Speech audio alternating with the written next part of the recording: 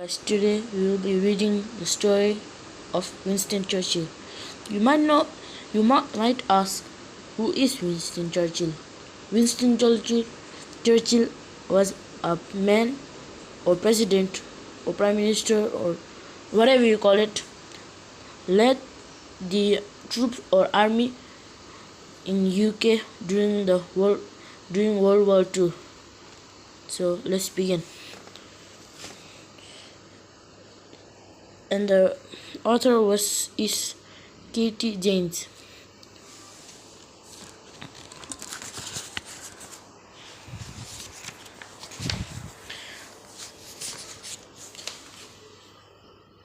Chapter 1. Finding his feet. Winston was a busy 5-year-old with an army of toy soldiers to command. He was in the middle of a complex battle move when he heard his nanny calling. "Winston," she cried, "your governess has arrived." Governess? Yeah. I must escape, thought Winston.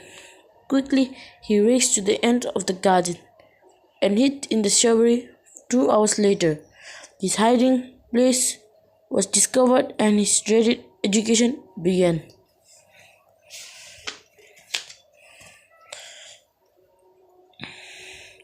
Winston found lessons dreary and tiresome. Learning letters wasn't too bad. He joined together to make useful words, but numbers seemed to get tangled up in terrible knots. 9 nines are 81. 10 nines are... Oh, really, Winston? You'll be a laughingstock at boarding school, sighed his governess. Boarding school? Repeated Winston. The words filled him with fear.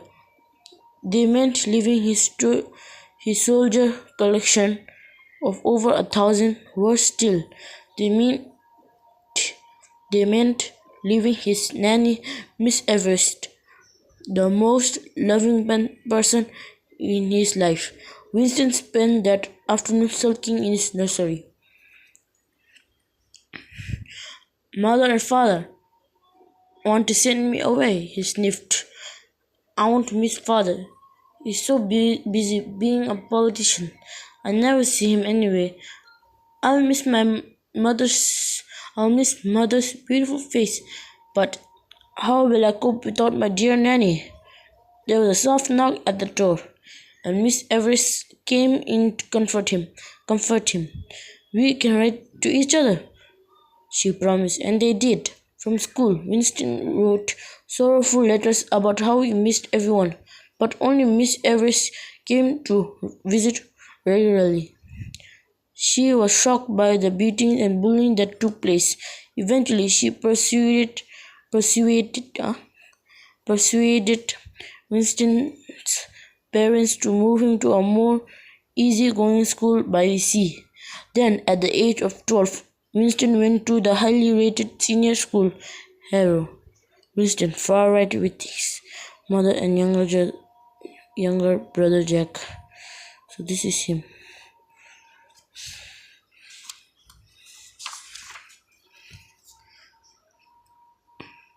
By now, Winston had grown taller and more confident. He discovered that he hated Latin even more than mathematics, but he loved English and could memorize anything if he put his mind to it. More importantly, he knew how to have fun. Swimming, fencing, eating and playing jokes on friends all helped pass the days more quickly. At the end of each term, Winston returned to Miss Everest's smiles and toy soldier battles with his younger brother Jack. One summer, he had forced Jack's troops to surrender when their father, Lord Randolph, burst into the nursery. Winston jumped to attention. His school reports had been even worse than usual, and he dreaded what his father would say. Lord Randolph paced back and forth, inspecting the tiny troops carefully positioned on the floor. Then he looked up at Winston. Would you like to join the army? He asked. Yes, please, blurted Winston. He loved the idea of commanding military, and so Winston's future career was chosen. Aged only 14, he joined the army class at school.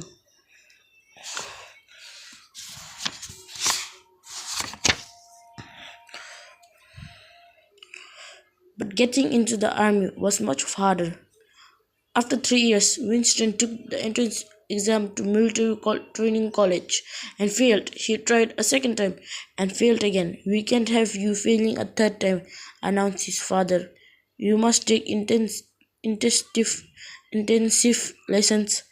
Captain James has a good grammar school in London. Before Winston could meet the captain, he seriously injured himself in a game of chess standing on a bridge. Winston saw his brother at one end and his cousin at the other. The only way to avoid certain capture was to jump. He was farther than Winston thought. He was unconscious for 3 days and bedbound for 3 months. Winston was taken to his father's London house to recover. It was a rare treat for a curious teenager. Wait, let me choose my handset. Mealtimes were often shared with Lord Randolph's colleagues, high-profile government ministers who yearly discussed new policies and laws. Winston loved their witty chat and found their passion for politics catching. As soon as he was well enough to walk, Winston went to hear a debate in the House of Commons. He peered down from the gallery of the MPs, members of Parliament, below. They looked like soldiers facing each other on the battlefield, only they used words to fight instead of weapons.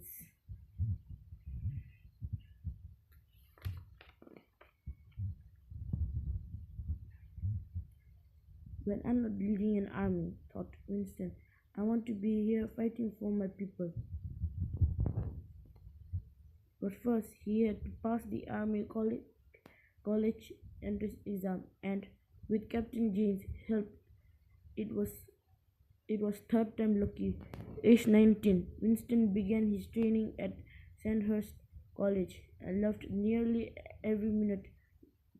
Instead of Latin and mathematics, he was taught strategy and tactics.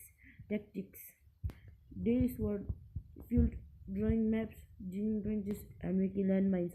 Best of all, Winston learned how to ride a horse. It quickly became a new passion.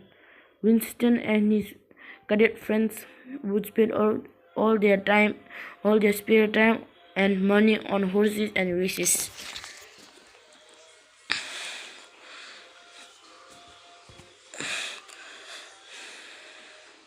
When he graduated 15 months later, 8 out of 150 students, he knew the army was the right career for him. More specifically, he wanted to fight on horseback. I'm joining a cavalry regiment, he told his parents. Please don't, pleaded his mother. Horses are so expensive. John joined the infantry instead. But Winston's stubborn mind was set, and he'd already offered a job. He'd already been offered a job as an officer with the 4 Hussars.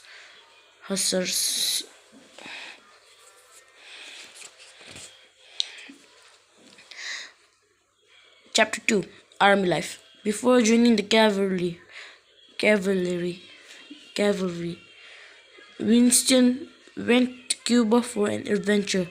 On his 21st birthday, he was delighted to witness real gunfire. The following year, he set sail for India with the 4 Hussars. After a grueling 23 day journey. Dry land was a wonderful sight. In his eagerness to clamber ashore, Winston almost dislocated his shoulder, but he soon forgot the pain before him lay the exotic, exotic part of Bombay and the promise of adventures yet to come. Life in the cavalry suited Winston well. His military duties began at dawn and were over by 11. For the middle part of the day, when the sun was at its fiercest, the regiment stayed inside, resting, eating, and sleeping. Late afternoon was polo time. Nothing thrilled Winston more than charging on horseback, brandishing a stick, and fighting over a small white ball. He would ignore his shoulder twinges and play on until sunset.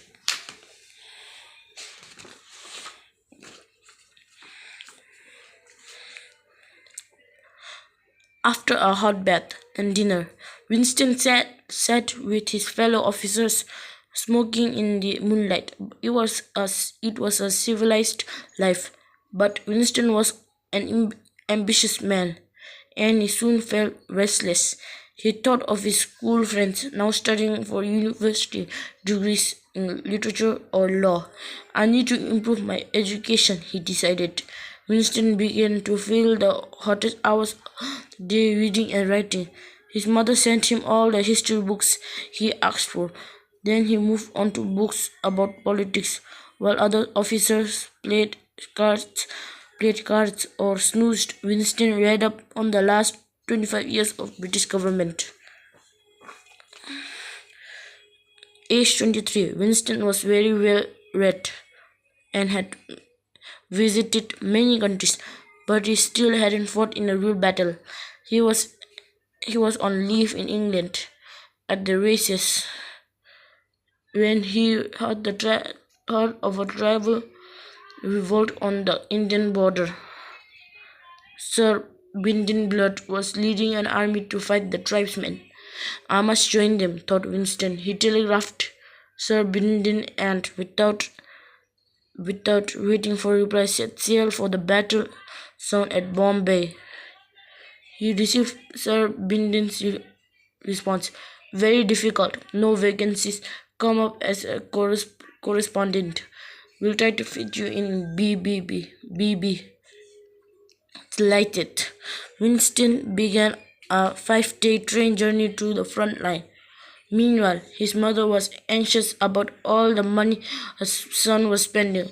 She managed to strike a deal with the Daily Telegraph, and for £5 per column, Winston became their new war correspondent, reporting news directly from the front line.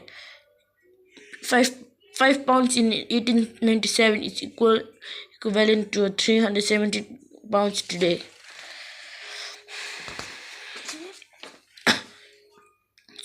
Right now we will only read till chapter 3, and tomorrow I'll post the rest 6 of chapters. Over the next few months, Winston experienced the real action he had been waiting for.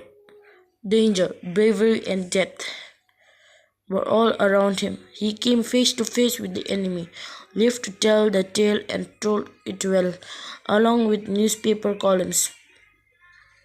Winston produced an 85,000 word book about Blood's campaign. It was a huge success. Even the Prince of Wales wrote to congratulate him. And so Winston's dual role as a reporter and officer began. When Sir Herbert Kitchener was planning a vast campaign in Sudan, Winston asked to be at the forefront of the action. No, came Kitchener's reply. He didn't want an ambitious reporter just coming along for the ride. Winston's mother knew Kitchener quite well, but even a polite letter from her yielded no joy. He seemed destined to miss out on this war until a remarkable stroke of luck. The Prime Minister had just read Winston's book and wanted to meet its author. After a pleasant chat, Winston mentioned his desire to fight in the Sudan. A week later, thanks to the Prime Minister's influence, Winston was invited to join Kitchener's army. He reached Egypt just in time to join the British troops. They journeyed by steamship down the River Nile, deeper and deeper into the African continent, then rode for days across the burning desert.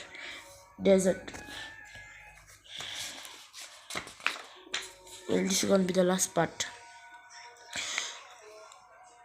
Eventually, though the shimmering heat, they sped despite their enemy, a long brown smear on the horizon. As they came closer, Kitchener lined up his men and gave the command, "Charge!" Winston felt a rush of exil- exhilaration as he galloped toward the enemy. Many men died that day, but the British and Egyptians were victorious. Lucky Winston returned without a scratch and was so inspired by the experience he wrote another book. Well, that is gonna be it for today. This is gonna be the end of the story for Winston Churchill today. Stay tuned for next part tomorrow. Tomorrow I'll upload another part where I finish the Winston Churchill story. There is 4 more parts I have to do. So peace out, bye.